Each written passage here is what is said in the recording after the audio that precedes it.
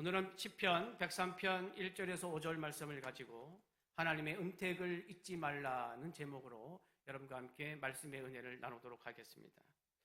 오늘 시편 103편은 하나님이 다윗이 하나님 앞에 올린 찬양이자 고백의 시입니다.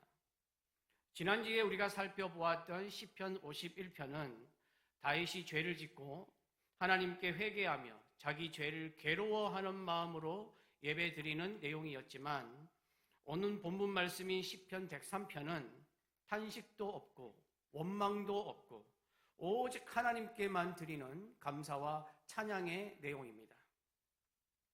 여러분, 다윗은 평생 수많은 일을 겪었습니다. 이스라엘 사람들이 천하게 여기는 양을 돌보는 목동의 일을 하였고, 본의 아니게 블레셋 장군 골리앗과 싸움을 하게 되었고, 사울 왕에게 쫓길 때도 있었고, 전쟁터에서 목숨을 걸 때도 수없이 많았습니다. 심지어는 자기 아들 압살롬에게 반역을 당하여 왕의 자리에서 도망가야 하는 일도 있었습니다. 이 모든 시간을 지나온 다윗이 인생의 마지막 무렵에 하나님께 고백한 것이 바로 시편 103편입니다. 1절에서 2절입니다. 다시 한번 함께 봉독하겠습니다. 내 영혼아 여호와를 송축하라. 내 속에 있는 것들아 다 그의 거룩한 이름을 송축하라.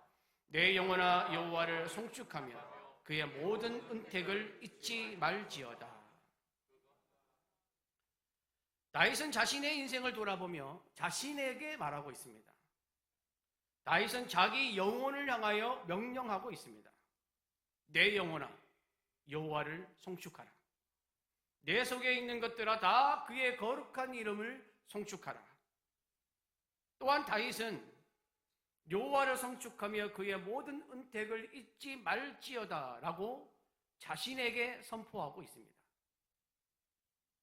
다윗은 하나님이 자기에게 베푸신 은혜를 잊지 않기 위하여 스스로에게 명령을 하면서 이 시편을 기록하였습니다. 여러분, 성경 전체를 보면 잊지 말라라는 말씀은 하나님이 하나님의 백성에게 가장 많이 하신 말씀 중에 하나입니다. 왜냐하면 인간은 잊어버리는 존재이기 때문입니다. 인간은 은혜를 받았을 때는 감사하며 좋아하지만 시간이 지나면 그 감사와 기쁨을 쉽게 잊어버립니다.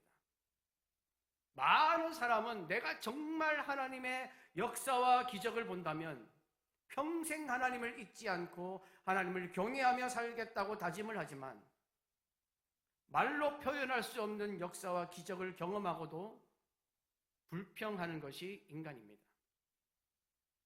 그래서 하나님은 성경을 통해서 우리에게 끊임없이 기억하라, 잊지 말라라고 말씀하고 계십니다. 성경에 기억하라는 말이 약 237번이나 나오고 잊지 말라라는 말은 약 60번 이상이 등장을 합니다.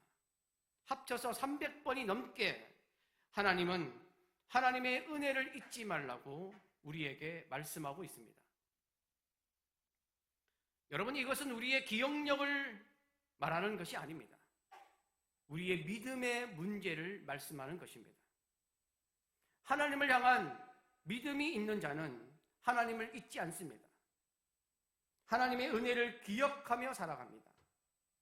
다윗도 믿음의 사람이었기에 하나님의 은혜를 잊지 않았습니다. 다윗이 이 시편을 기록할 때에 세월의 흔적이 묻어있는 노년의 시점에 있었습니다. 몸은 약해지고 기력은 쇠하여졌습니다. 그때 다윗은 자신의 인생을 돌아봅니다. 목동이었던 내가 왕이 된 것, 왕이 되어 온갖 부귀영화를 누린 것, 이 모든 것이 다 하나님의 은혜였구나. 다윗의 삶에는 기적이 많았습니다. 블레셋 거인 장군 골리앗을 무너뜨린 것도 하나님의 기적이었습니다. 자신을 죽이려고 악착같이 쫓아다니던 사울 왕의 창을 피하고 오히려 사울 왕을 죽일 수 있는 기회가 생긴 것도 하나님의 기적이었습니다.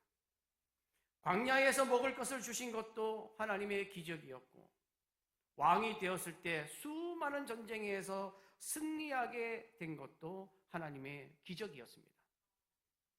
그러나 무엇보다 더 큰 기적은 자신이 죄를 지었을 때 하나님이 다윗을 버리지 않으셨다는 것입니다. 다윗은 자기 부하 우리아의 아내 밧세바를 통해 죄를 범한 후에도 자신이 극악무도한 죄인이라는 것을 깨닫게 되었습니다. 그때 하나님은 다윗을 책망하셨지만 다윗이 회개하자 하나님은 회개하는 다윗을 다시 받아주셨습니다. 다윗은 이 모든 자신의 인생을 돌아보면서 하나님을 찬송할 수밖에 없었습니다. 여러분, 우리도 하나님께서 주신 은혜로 살아가고 있습니다.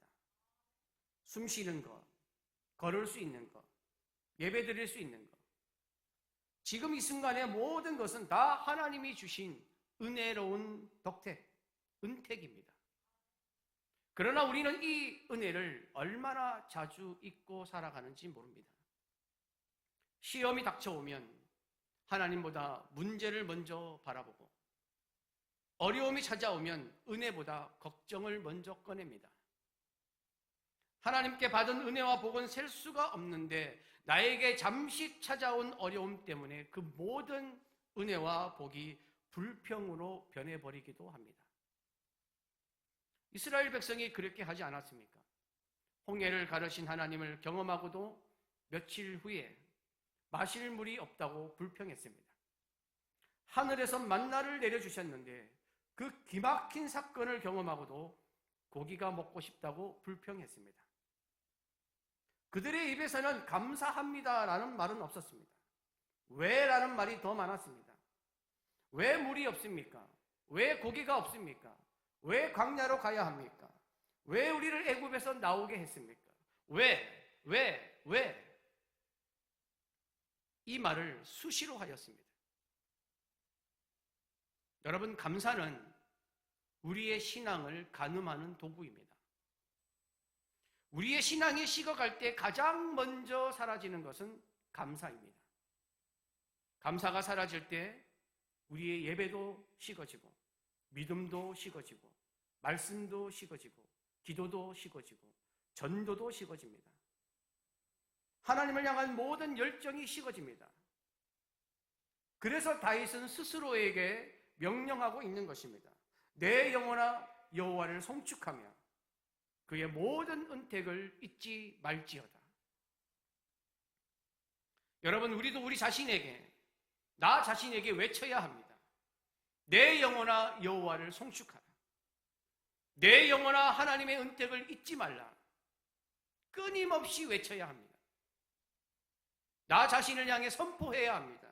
나의 믿음을 위하여 명령해야 합니다. 다윗은 하나님의 은택을 잊지 않기 위하여 하나님이 자신에게 베푸신 은혜 5가지를 구체적으로 고백하고 있습니다. 다윗에게 하나님의 은혜는 막연한 감정이 아니었습니다. 하나님이시니까 은혜롭겠지 하는 그런 추상적인 고백이 아니었습니다. 다윗이 직접 경험한 살아계신 하나님의 구체적인 은혜였습니다. 다윗이 첫 번째로 고백한 은혜는 용서입니다. 3절 상반절에 말씀합니다. 그가 내 모든 죄악을 사하시며. 다윗은 자신이 저지른 파렴치한 죄 때문에 하나님의 얼굴을 피하고 싶었습니다. 숨고 싶었습니다. 그러나 하나님은 회개하는 다윗을 결코 버리지 않으셨습니다. 그의 죄를 용서하셨습니다. 사하시며에 해당하는 원어를 보면 살라흐라는 단어입니다. 이 단어의 뜻이 뭐냐면 하나님께서 죄를 제거하실 뿐만 아니라 죄로 인하여 깨어진 관계를 회복시킨다는 의미가 있습니다. 그런데 이 단어는 인간이 다른 인간을 향해 사용하는 경우는 없습니다. 하나님만이 주체가 될 때에 사용하는 특이한 단어입니다. 그러니까 우리의 죄는 하나님만 용서하실 수가 있습니다. 그 어떤 누구도 우리의 죄를 용서하여 줄 수는 없습니다.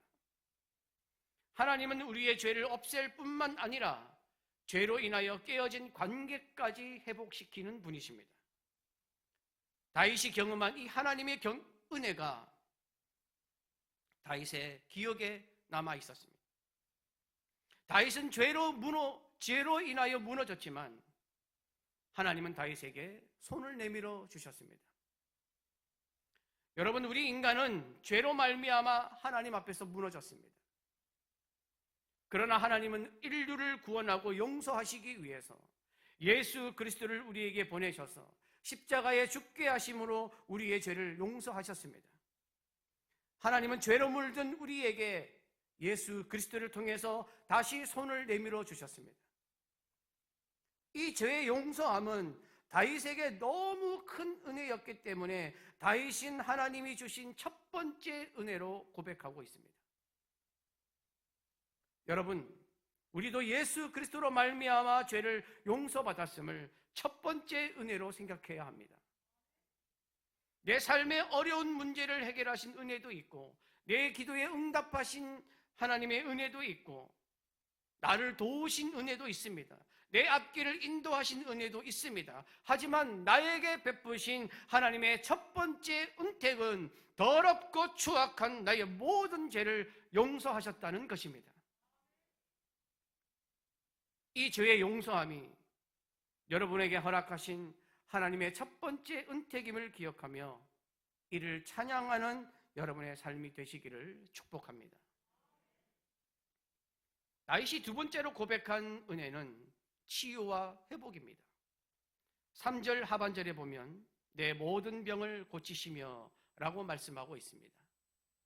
여기서 말하는 병은 육체적인 질병뿐만 아니라 죄로 인하여 병든 마음, 상처받은 영혼, 감정적인 고통, 영적인 침체, 무너진 믿음을 다 포함하는 것입니다. 다윗은 자신이 가지고 있던 이 모든 것을 하나님이 고치셨다고 고백하고 있습니다. 고치시며에 해당하는 원어를 보면 여러분들이 잘 아시는 단어입니다. 라파라는 단어입니다. 치료하다, 회복시키다, 고치다라는 뜻을 지니고 있습니다. 출애굽기 15장 26절 마지막에 보면 나는 너희를 치료하는 여호와임이라 라고 말씀하고 있는데 이때 사용된 단어입니다. 여러분, 하나님은 우리를 창조하신 분이십니다. 이 하나님은 우리의 육체적인, 정신적인, 영적인 질병을 모두 치유하시는 분이십니다. 다윗은 육체적인 질병보다 더 깊은 마음의 병이 있었습니다. 그것이 바로 죄였습니다. 한 유명한 의사가 이렇게 말했습니다. 병원에 오는 환자의 절반은 몸이 아니라 마음이 아파서 옵니다.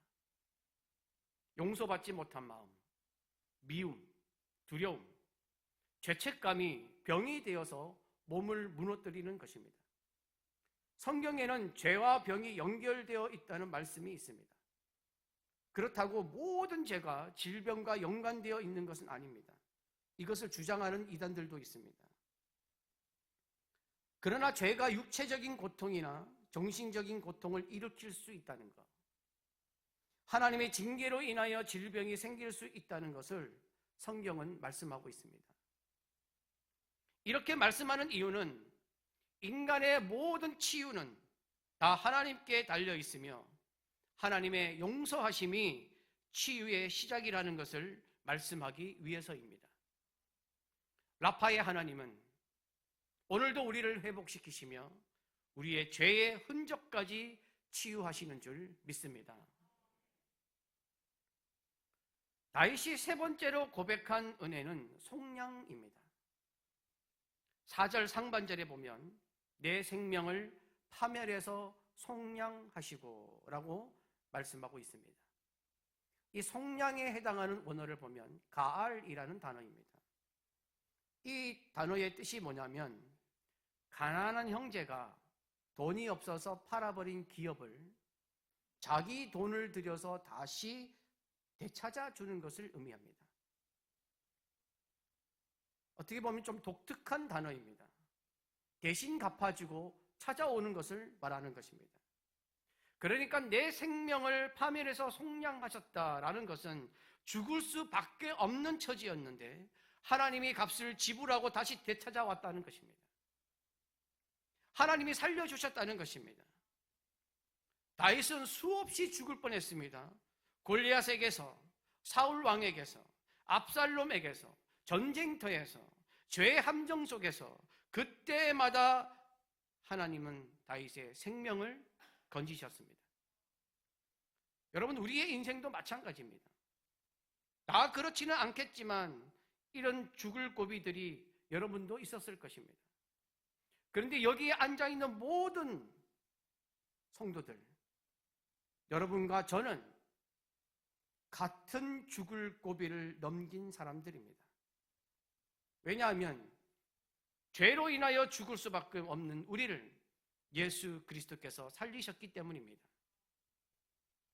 예수 그리스도께서 우리를 살리셨대 하셨던 것이 바로 속량입니다. 여러분, 오늘 본문에서 사용된 속량이라는 단어가 하나님이 값을 주고 되찾았다는 은혜로운 말씀인데 이것이 신약에 나오는 예수 그리스도와 그대로 연결되어 있습니다. 속량이라는 단어는 여러분 원래 성경에서 사용하는 단어가 아닙니다. 이 속량이라는 단어는 언제 사용하는 단어였냐 하면 로마 제국 때에 노예 시장에서 주로 사용되었던 미천한 용어입니다. 사도 바울이 활동하던 시기에 노예 시장이 굉장히 활발했습니다.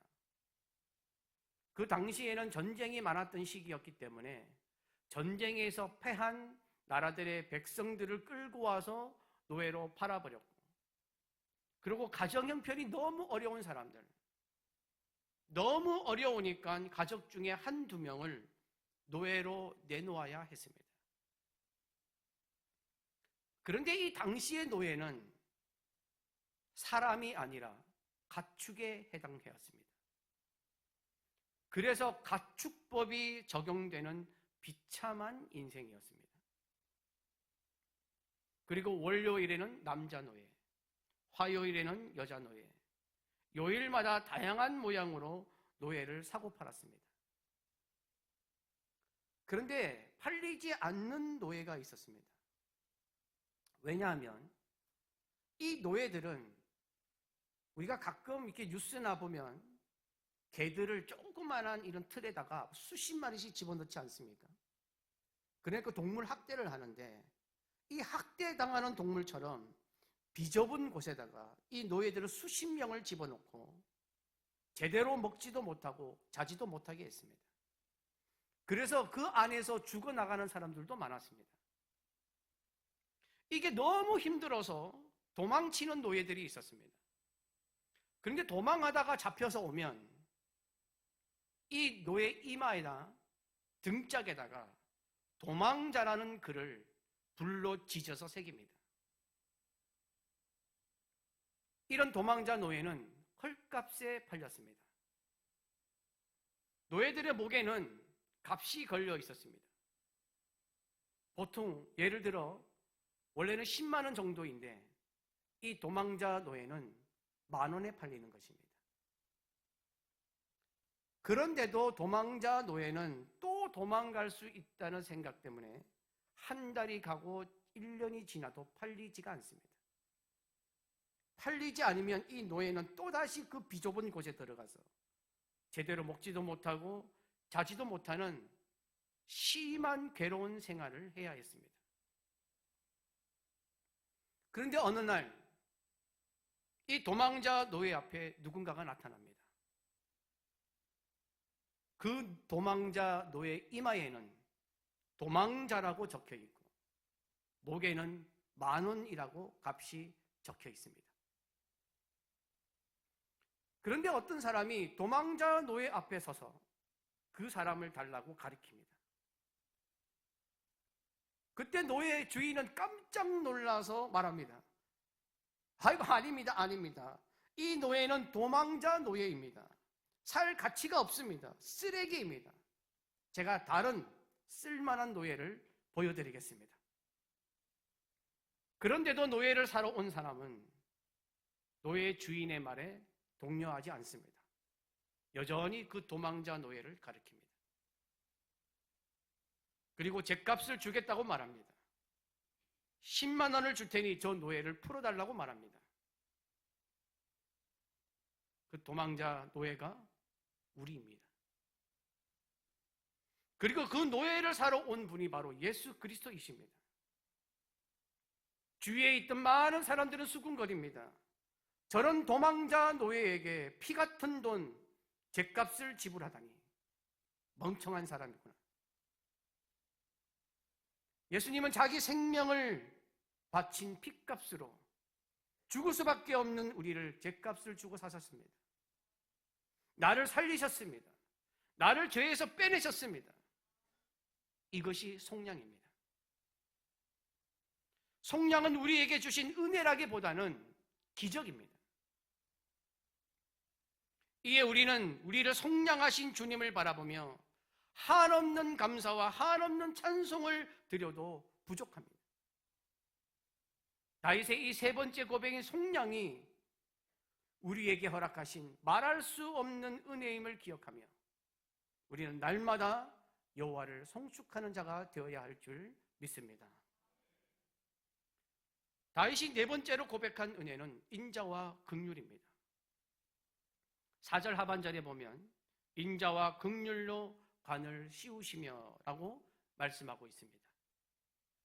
관을 씌우다라고 해당하는 이 원어는 아타르라는 단어입니다.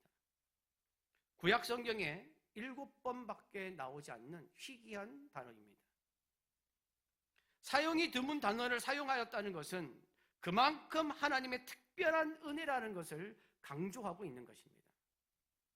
하나님의 특별한 은혜는 죄로 인하여 머리를 들지 못하던 인생에게 다시 인자와 긍휼로 왕관을 씌워주신 것입니다. 인자와 긍휼로 왕관을 씌운다라는 것은 죄로 물든 인생이지만 그 인생이 다시 존귀해지도록, 다시 은혜를 받도록 그 인생에게 다시 인자를 베풀고 긍휼을 베푼다는 뜻입니다. 하나님은 죄인에게 심판의 면류관을 씌우기를 원하시지 않습니다. 인자와 긍휼의 면류관을 씌우기를 원하십니다. 여러분, 특히 긍휼이라고 하는 이 단어, 긍휼에 해당하는 이 원어는 라함이라는 단어인데 이 라함은 본래 여성의 자궁을 의미하는 단어입니다. 모든 인간의 생명은 이곳에서 자라납니다. 어머니가 이곳에서 생명을 품고 모든 양분을 제공하고 사랑과 정성으로 키우는 것입니다. 그러므로 긍휼이라는 단어는 어머니의 본능적인 사랑과 뜨거운 사랑을 나타내는 단어입니다. 이에 인자와 긍휼의 관을 씌운다는 말은 하나님이 뜨거운 사랑을 부어주신다는 의미가 들어있는 것입니다. 하나님은 하나밖에 없는 외아들 예수 그리스도를 우리의 구원을 위해 내어주신 우리를 극진하게 사랑하시는 분이십니다. 여러분, 누가 저와 여러분을 하나밖에 없는 자기 자녀를 내놓으면서까지 사랑하겠습니까? 누가 저와 여러분을 자기 생명을 내놓으면서까지 희생하겠습니까? 우리가 그럴 만한 가치가 있습니까? 우리는 이 하나님의 말할 수 없는 사랑을 받은 사람들입니다. 그러므로 이 놀라운 사랑을 주신 하나님을 찬양할 수밖에 없습니다. 내가 나에게 내 영혼아 여호와를 송축하라, 내 속에 있는 것들아 다 그의 거룩한 이름을 송축하라 라고 명령할 수밖에 없음을 기억하며 내 평생 하나님을 찬양하는 자가 되시기를 축복합니다. 마지막 다윗이 5번째로 고백한 은혜는 좋은 것으로 만족하게 하셨다는 것입니다. 5절 말씀입니다. 함께 봉독합니다. 좋은 것으로 내 소원을 만족하게 하사 내 청춘을 독수리같이 새롭게 하시는 도다. 여기서 좋은 것은 물질적인 것을 말하는 것이 아닙니다. 원어에 보면 이 단어는 하나님을 뜻하는 단어입니다. 하나님의 성품과 하나님의 속성에서 흘러나오는 하나님의 좋으심, 하나님의 선하심, 하나님의 은혜, 하나님의 인자하심, 긍휼하심, 생명, 기쁨을 가리키는 말입니다. 그러니까 좋은 것으로 내 소원을 만족하게 하셨다라는 것은 좋으신 하나님이 내 소원을 만족하게, 충만하게, 풍성하게, 모자라지 않게, 배부르게 하셨다는 뜻입니다. 하나님이 우리의 소원을 만족하게 하시려고 한 일이 있습니다. 그것이 바로 그 다음에 나오는 독수리같이 새롭게 하셨다는 것입니다. 독수리같이 새롭게 한다라는 것은 독수리가 털갈이 하는 것을 말하고 있는 것입니다. 여러분, 독수리는 태어난 지 4년에서 5년이 되면 털갈이를 합니다. 그리고 그 이후에 몇 년 주기로 다시 털갈이를 반복합니다. 근데 털갈이를 할 때에 독수리가 매우 약해집니다. 그러나 이 털갈이를 통해서 낡고 송산된 깃털은 다 빠지고 새롭고 튼튼한 깃털이 자라납니다. 그래서 털갈이 후의 독수리는 깃털에 윤기가 자르르 흐르고 더 강인하고 위험 있는 모습을 갖추게 됩니다. 새로 생긴 깃털 때문에 공기 저항을 줄이고 더 힘차게 날아다니면서 사냥을 합니다. 이처럼 하나님은 우리의 지친 인생을 회복시키셔서 우리에게 새 깃털, 새 힘을 주시고 더 강인하게 만들어서 다시 하나님을 향해, 믿음을 향해, 삶을 향해, 비전을 향해 날아오르게 하시는 줄 믿습니다. 성경은 다윗이 이 5가지 하나님의 은혜를 고백하면서 하나님을 기억한 것처럼 우리에게 하나님이 베푸신 구체적인 은혜를 기억하면서 하나님의 은택을 잊지 말라고 말씀하고 있습니다. 우리가 하나님이 주신 은택을 기억할 때 독수리가 다시 새롭게 날듯이 우리의 믿음은 다시 새롭게 불타오르게 될 줄 믿습니다.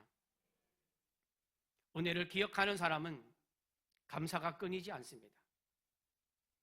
감사하는 사람은 소망이 생깁니다. 여러분의 삶을 돌아보시기를 바랍니다. 오늘까지 살아온 모든 날이 은혜였고 숨 쉬는 것, 가족이 있는 것, 교회가 있는 것, 나에게 있는 모든 것이 하나님께서 베푸신 은택입니다. 여러분, 다음 주일은 추수감사주일입니다. 매년 을에 드리는 예배라고 생각하지 마십시오. 이번 한 주간 매일 올해 나의 삶에, 가정에, 교회에 베푸신 하나님의 은혜를 한 가지씩 기록해 보십시오. 그리고 기도할 때 필요한 것보다 감사한 것을 먼저 아뢰어 보십시오. 힘든 일이 생길 때 하나님의 은택을 잊지 말지어다 라고 선포해 보십시오. 여러분의 삶이 독수리같이 새롭게 될 것입니다. 추수감사 주일 예배가 달라질 것입니다. 오늘부터 여러분 스스로에게 외치십시오. 내 영혼아 여호와를 송축하며 그의 모든 은택을 잊지 말지어다. 다 같이 한번 따라서 외쳐보겠습니다. 내 영혼아 여호와를 송축하며 그의 모든 은택을 잊지 말지어다. 한 번 더 하겠습니다. 내 영혼아 여호와를 송축하며 그의 모든 은택을 잊지 말지어다.